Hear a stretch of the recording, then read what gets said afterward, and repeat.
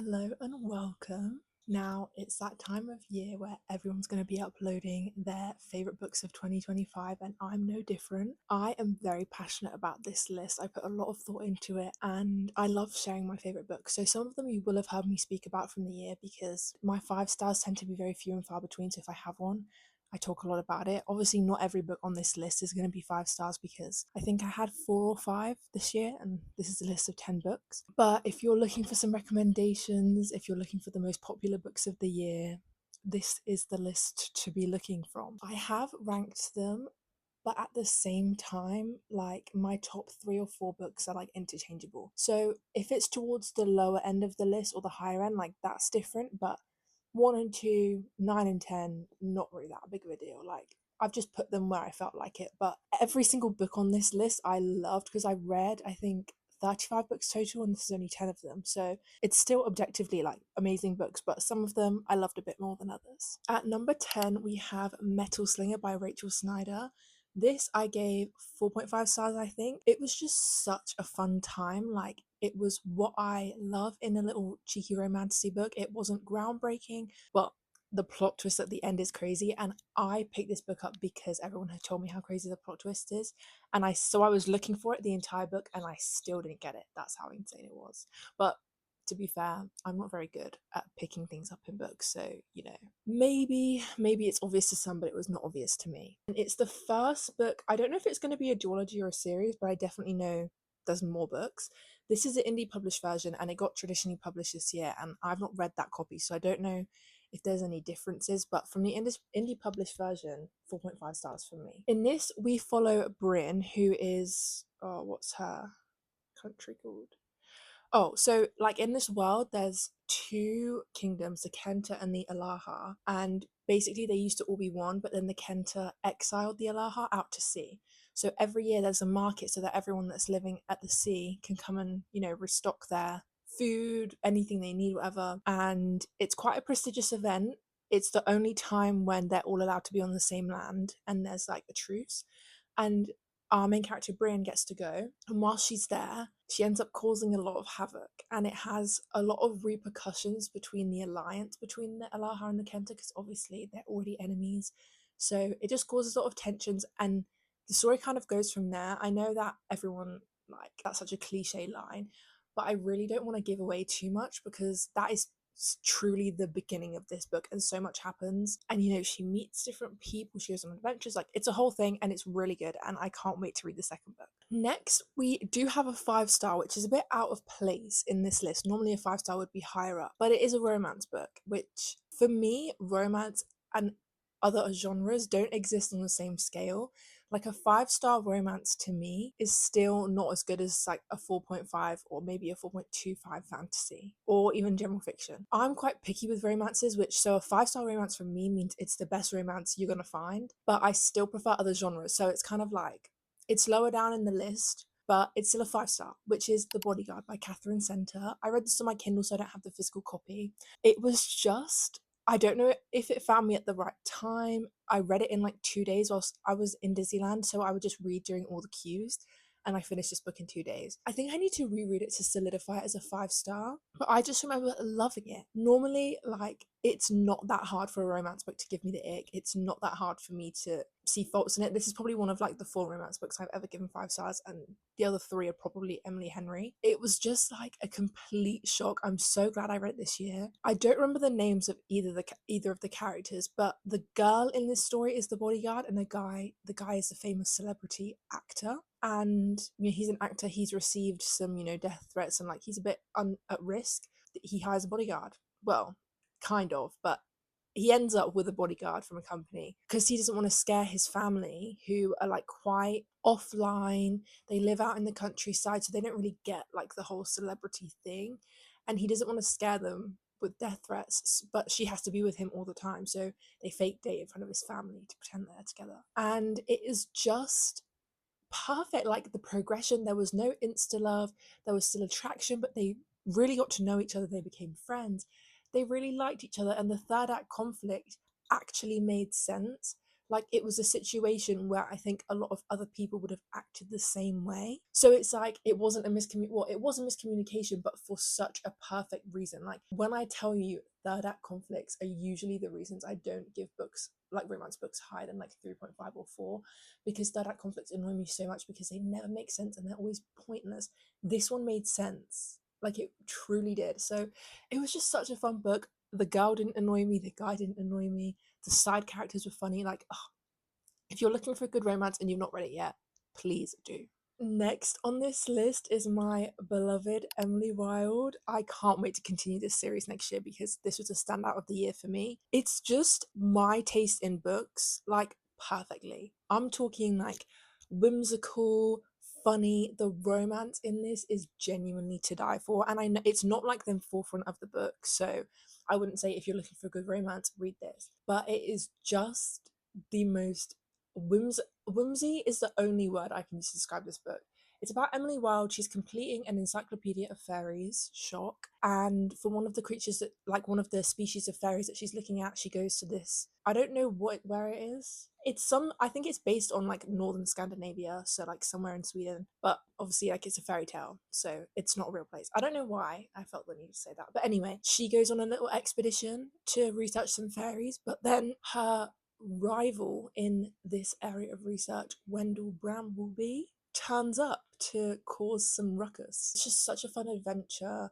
The town is some of my favorite characters in this book weren't even the maid too, because the town and the people that live there that they become friends with is just the cutest thing, and I'm just obsessed with it. Like, Emily is so hilarious. She's basically just a bit of a hermit. She hates socializing. She doesn't get it. She doesn't get the need for like social cues and like the rules, like the unspoken rules of communication. She just doesn't understand it. So she's so funny to talk about and read about, and it's just so good. And I cannot wait to continue this series because I thought, how can a little cozy fantasy end up being multiple books? Like, surely the stakes aren't high. But the way it ended was just so fun. The new avenue we're going down, I can't wait for. So I would highly recommend. Next on this list, we have the second book in a series, which is rare for me, and that is Glow of the Everflame by Penn Cole. The Spark of the Everflame series, I read the first one last year and the second two at the very, very beginning of this year, and they've stood out as fantasy books to me all year. Like, I've still not stopped thinking about them.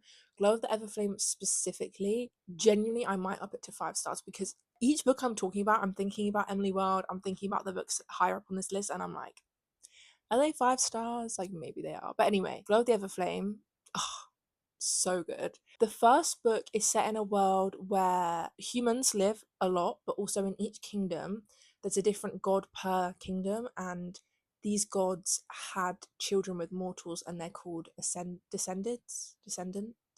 I don't really know, but whatever. And descendants like have special powers. Their eye color represents what kingdom they're from, everything. The humans are very like mistreated in this world. Our main character DM is one of them. Her mother is a healer and she's just got kidnapped. So DM basically embarks on this journey to find her mother and then also fulfill her mother's role while she's missing. So she ends up becoming a healer at the palace, but she's also trying to find out what happened to her mum, and it's all very interesting. And that's the first book. The second book, obviously, I can't give you any synopsis because it relies heavily on the events of the first one.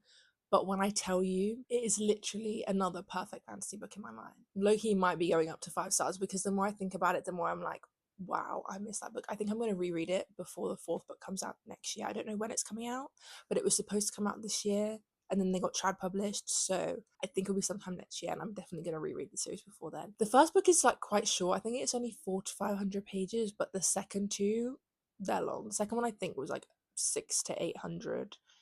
Third one I think was nearly 800. Like, they're hefty books, but they're worth it. And I think like the world building and the progression from the plot in book one to what it is now was done really tastefully. Like, I didn't feel like I was getting info dumped, but I also feel like I know a lot. I feel like it progressed naturally as the main character found out more. And when you're at the beginning, you have questions, but you're not completely lost, which I feel like happens a lot with fantasy series. At the beginning, the main character doesn't really know anything about the world, and everyone around them does, and you just feel like, I should know this stuff. But I think it was done quite well for this series, is what I'm trying to say. Next up, we have The Favourites by Lane Fargo, which who would have thought? I also can't get this sticker off, and I'm not risking damaging the book cover. So this is a sticker, like it's not a permanent one, but I can't get it off. But I got it from the Works for really cheap and sprayed edges. So I recommend anyone in the UK go to the Works for your books. But The Favourites by Lane Fargo, this is, I think it's like solidly a 4.5, but I still preferred it over Glow of the Everflame. So I'm still like, I don't know, because if Glow of the Everflame is basically a 5, how is the 4.5 I prefer? But I have reasons for this being a 4.5. This is about an ice dancing pair, which is slightly different to pair figure skating. Like ice dance is a bit more like an actual dance than normal ice skating, but similar vibes. It's just about their like rise to fame, how they performed in the Olympics, like the peak of their career and then the downfall of their career. Well, not downfall, but like how they eased out of the spotlight. And it's kind of Daisy Jones in the vibe that there's excerpts from a documentary. The whole like premise is that this book is the documentary, and then for each section of the documentary you see the real story that's like what actually happened, and then you see what's televised and you see what's actually happened, you know. So it's kind of like Daisy Jones in the sense that it follows a group of really, really famous people from their beginning to the end, and it tracks it through like a media format. So in Daisy Jones, it's entirely interviews, which it's done so well. And if you have the opportunity to listen to the audiobook, listen to the audiobook. But this is obviously a completely different topic. The vibes are different, like it's younger characters, it's more modern day. Well, yeah, it's more modern day than Daisy Jones. It's just so good. It's very toxic. It kind of gives me Gossip Girl vibes in the dynamics between all of the ice skaters that we see in this.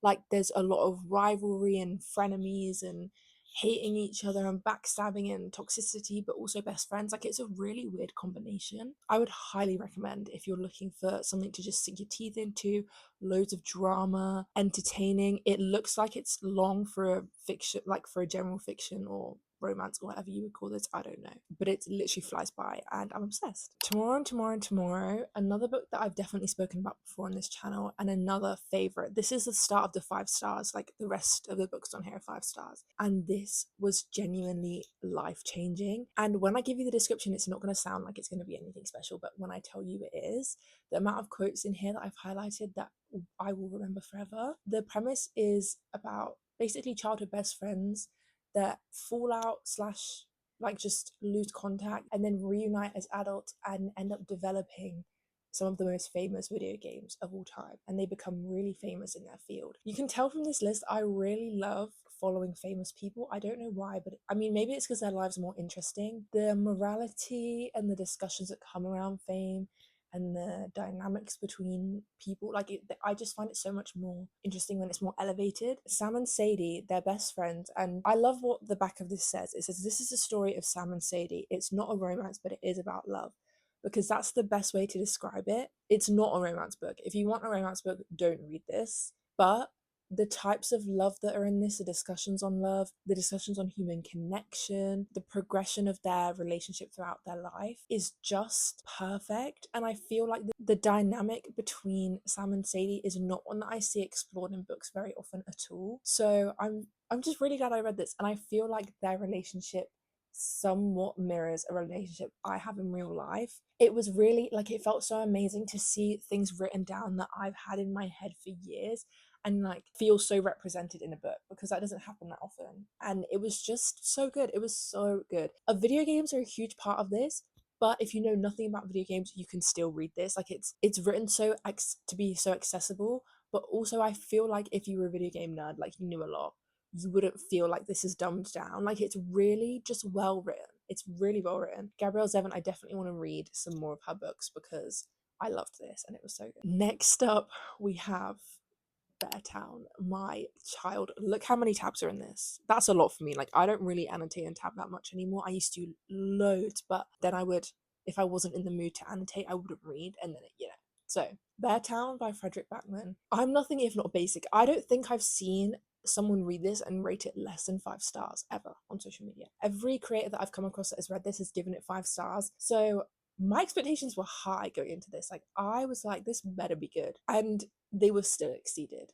I literally get chills thinking about this book. This and then the final three, like the top four books in this list are all interchangeable for top spot, like genuinely life changing, better than every other book below this in this list. Sorry guys, I still love you, but Beartown, insane. Like Frederick Backman can write. I've put two of his books on my TBR for next year, and there's only 8 books on that list because I like to keep my yearly TBR quite short because I don't read as many as most book creators. So I'm not about to be doing a 26 books to read in 2026 because I only read 30 books.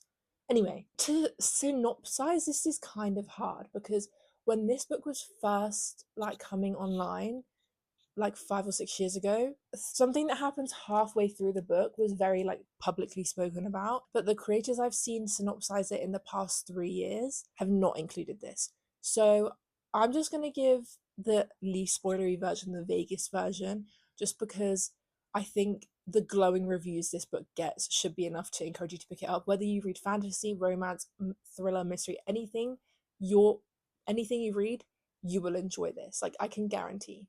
If you don't, leave a hate comment or something. I don't know, but it's insane. So I'll be vague, but I did know, I would say check your trigger warnings, and I did know stuff that happened quite far in, just because I feel like the first half of this book is set up, but it's set up in the best way.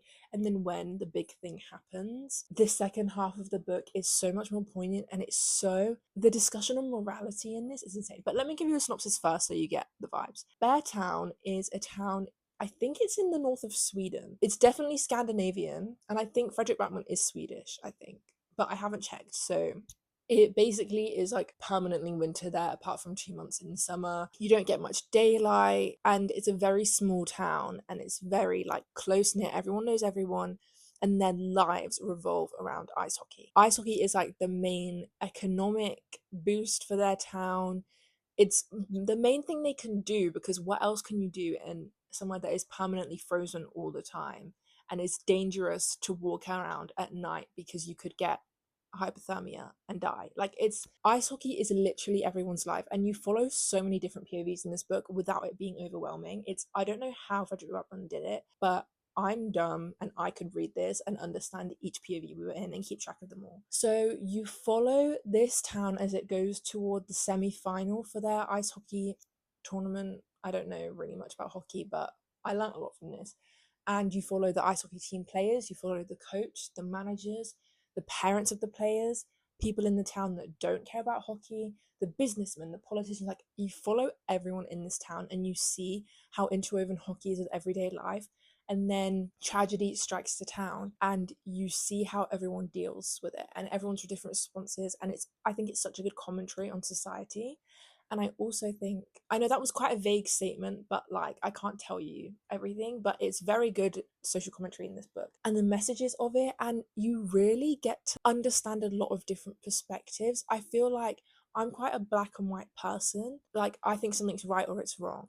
And a lot of the time I do see nuance, but in the things that happen in this book, I don't really see nuance. And I still don't. Like, I still am firmly in my opinion of what happened. Like, I still understand what I know is right. But it really opened my mind up to see why other people think the way they do and why other people act in certain ways in response to things. Like, I'm sorry that I'm risking sounding too vague right now, but I just don't want to spoil it. I just think it's really eye-opening and I can't wait. I'm already reading the second book right now, but I don't think I'll finish it before the year ends because I'm literally filming this on New Year's Eve. But I can't wait to finish the trilogy. I can't wait to read more of his work. I think the biggest standout from this book is his writing. Sometimes I would read simple sentences and I would get chills. They could have like 5 words in, but the way he uses language is just insane.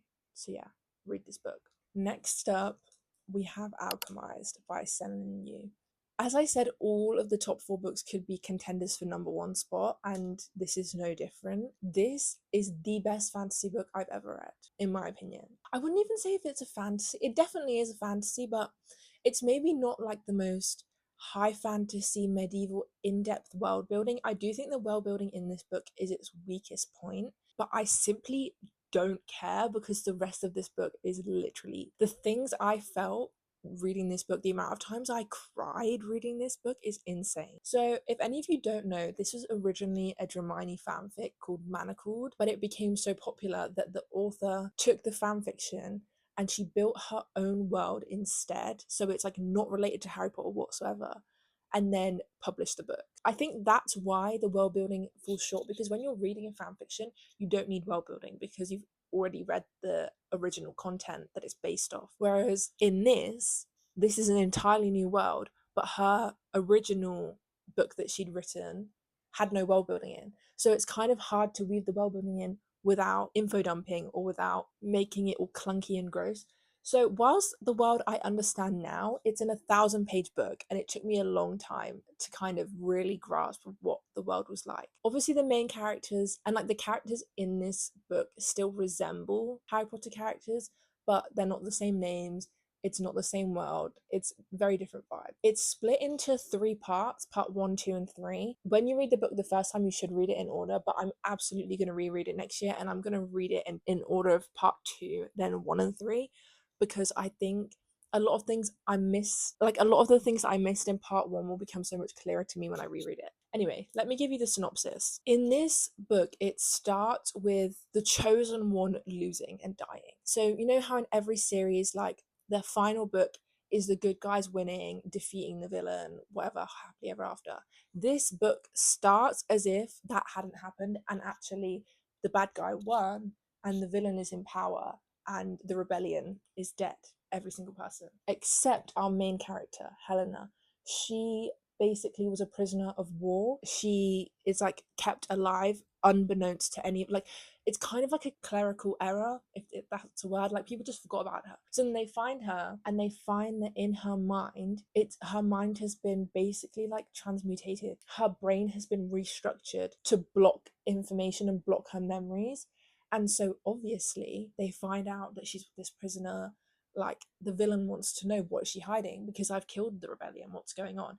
And she also doesn't remember anything either, because it's her brain. That's how it starts. Like, her getting discovered, and then her, like, them realizing she's hiding information, and them deciding to try and find it out. That is like the very beginning of this book, and that still takes like 100 pages because it's 1,000 pages long. It's a long book. The romance in this book is a couple that genuinely changed my life. At the risk of sounding like crazy and too fangirly, I would die for Kane Ferrin, which is the guy in this book, and I would die for Helena. It's literally hard to think about without getting emotional. There's a lot of heavy, heavy topics in this book, so please check trigger warnings. Make sure you're in the right mental space to read it. It's not a happy book. It's not a book that you're going to read for fun. It's not a book that is a fluffy time, a little beach read. No, like, it's nothing like that. If you're going to read it, make sure you're in the mood for it and you like books that make you sad. I love books that make me sad. They're my favorite kind. They always get the highest ratings from me. Sorry. I'm going to reread this book hundreds and hundreds of times. I don't care how long it is. I flew through this in like 3 days, and it's 1,000 pages, and I don't read that fast. So if you're going to take any recommendation from me, take this and then Bear Town and every single book on this list, because they're all so good. Coming in at number 2, once again, is a fan fiction. I feel like Alchemist isn't a fan fiction because it's a published novel, but All the Young Dudes, which is my second favorite book of the year, is straight up a fan fiction. It's the Marauders Harry Potter fan fiction. So if you're unfamiliar with Harry Potter, Harry Potter's parents and their friend group called themselves the Marauders, and so it's like a prequel book. It is also the longest book on this list by far. I'm pretty sure it's over 2,000 pages physically, but obviously you can't buy it.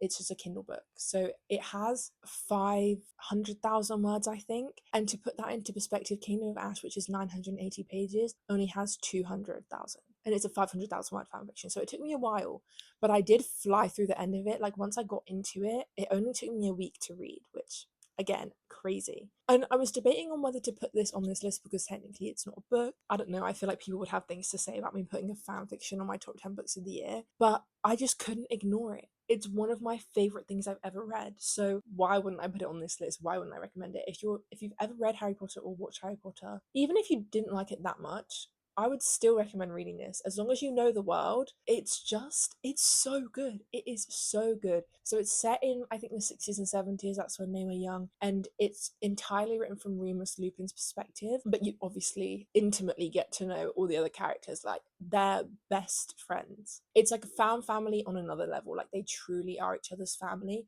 If you're reading about Remus, you're reading about Sirius, James, and Peter. Like, you're going to get to know them all. And I think what was devastating about this book because I would say 60% of it is just happy, fun times. Like there's conflict, there's drama, but they're all at Hogwarts. Like, what's the worst that could happen? When they leave Hogwarts, that's a different story. Like, that was genuinely, I don't want to think about that time. I don't want to reread it. But when they are in Hogwarts, it feels like the world is their oyster. So you're thinking, how did you rate a book so highly if it's not sad? Because I love sad books. But when I tell you, I was reading, if you any of you know what happens to the Marauders, I'm not going to spoil it, but it is very common knowledge. Then you're reading them all become best friends and fall in love with different people and really start to trust people. But you know the whole time this isn't going to last. And this isn't how it turned out.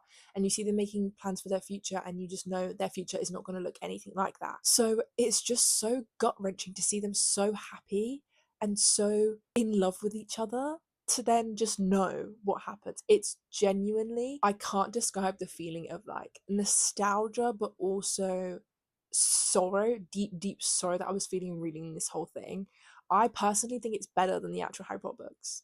Like, I genuinely think it's canon to me. It's written so well. It's written like it could be a prequel series by J.K. Rowling, which I'm glad J.K. Rowling did not write, because it means I can shout it from the rooftops and I'm not going to be supporting a horrible person. And then my number one book of the year, I knew this was going to be number one as soon as I read it. Alchemized, I'm not going to lie, and All the Young Dudes did kind of rock that boat for me a bit. But I just, once again, they're all number one to me. Like, I don't think I could choose number one. I think this is just what I'm feeling right now, because let me get the book. Atmosphere by Taylor Jenkins Reid is genuinely a work of art. I just like, I could cry thinking about it, and it's gotten to the point where I've kind of forgotten some of it. So I'm definitely going to be rereading it soon. But I'm just trusting my gut feeling that I know this is one of my favorite books of all time. And Taylor Jenkins Reid is a mastermind. Like, Daisy Jones and the Six, my second favorite book by her, was my favorite book in the year that I read it. Seven Husbands of Evelyn Hugo, I read it in the same year, and it was my second favorite book. Like, she was my top two books of 2021 or whenever I read them. I don't think it's as sad as Alchemized or All the Young Dudes, but there is definitely pain in this. There are definitely so many moments where I cried. In the first chapter, you're introduced to a tragedy, and then you go back in time. So it's a similar thing with All the Young Dudes. The entire time you know something devastating is going to happen. In the beginning, you don't really care because you don't know the characters, but you'll get like further in the book and you'll kind of forget about the first chapter, and then you get smacked with another present day chapter, and you're like, oh, this is actually happening, and it's to people I care about now, and it's I literally get chills every time I think about this. After I finish this video, I'm going to go and look at some of my favorite quotes because it's just that good. I've got dogged pages because they're ones that I want to be able to have easy access to go back to. And I think Taylor Jenkins Reid is really a mastermind, and who would have thought that a general fiction novel could be my top book of the year over other fantasy books? I know, crazy. This is a romance, but I would class it as general fiction just because it's more about the main character and her journey and the side characters and their friendships than just her and her romance. So there is a really, really beautiful love story in this, but there's a lot of other aspects that I think are just as good, and it's why I love it so much, because I think if it was a pure romance, I wouldn't love this book as much as I do. But it's so touching, and I felt so seen by a lot of different things in this book. There were some things that I definitely couldn't relate to, but Joan is a character, which is the main character, and her passion literally brought me to tears, like, so often. So Joan is an astrophysicist, I think, or something to do with astronomy, and she's really, really smart. And it's set in the 60s or the 70s, and she gets the opportunity, like, this is the first time that NASA opens up astronaut applications to women, and it's the first time, and she's one of the first female astronauts. And you basically follow her going to like NASA training, going on her first missions, and along the way, the things she comes across, the family dynamics, she experiences a lot of conflict in her family, but then because of that conflict, something really beautiful happens. And it's just, I think it's so well done. I think it's so real. Like, Joan could be a real person, and I would believe that this is a real story. Like, it was written so perfectly. All the characters felt so three-dimensional rather than just like words on a page. I'm gonna reread it. I'm literally gonna reread half the books on this list next year because I already miss them so much. Some of them I only read last month, but I don't care. I'm rereading them again soon because I just love every book on this list so much. And I'm so glad. I feel like last year, my like 5-star list and my list of favorite books was so short. Like, I really did not have the best reading year last year. And this year, I have truly found some of my new favorite books of all time. I can't wait to finish the TBR that I made the video on, where I made a video about my TBR evolving because my book taste was changing, and then remake my favorite books of all time video, which I think was the first one I ever posted, to see how it's changed to reflect my changing taste. Because Beartown and Atmosphere, and well, the favorites is kind of not on the same level, but Beartown and Atmosphere, two general fiction books, I would never have read these 3 years ago, and they're in my top 4 books of the year, and they're new 5 stars and new favorite books of all time. So I hope you enjoyed this video. I love talking about my favorite books, so any video like that I'm gonna love filming. Next year I've got some fun plans. I know obviously I don't post that much, but that is purely because I don't know how students post on YouTube full time, because I simply can't. Like, I work and I've got school and I've got family and I've got everything, and then I also have YouTube, and I love YouTube. It's my baby, so I'm always going to use it, but there may be months in between videos. But next year I've already planned some fun videos. I've planned another video that I'm going to film this week because I'm off at the moment, so I have more time, and I'm just so excited to see where the new year takes us. I feel like now I'm a bit more in the swing of things, and I know a bit more about editing, I know a bit more about my style of video, that hopefully it will come a lot quicker and a lot easier to me. But thank you if you've been watching any of these videos this year. It feels weird. It's like that there's people watching this. I feel like I'm just talking to my phone, but no, I'm not. I hope you have a lovely end of year, a lovely start of the new year. I'm a new year person. Like, I'm sitting on Pinterest, I'm starting my new journal, I'm reflecting on the year, I'm making my end of year recaps, like making my New Year's goals. I'm an end of year person and a new year person. Like, I really feel rejuvenated at the beginning of a year. So hopefully 2026 brings joy and love to all of you, and I will see you in the next one. Bye.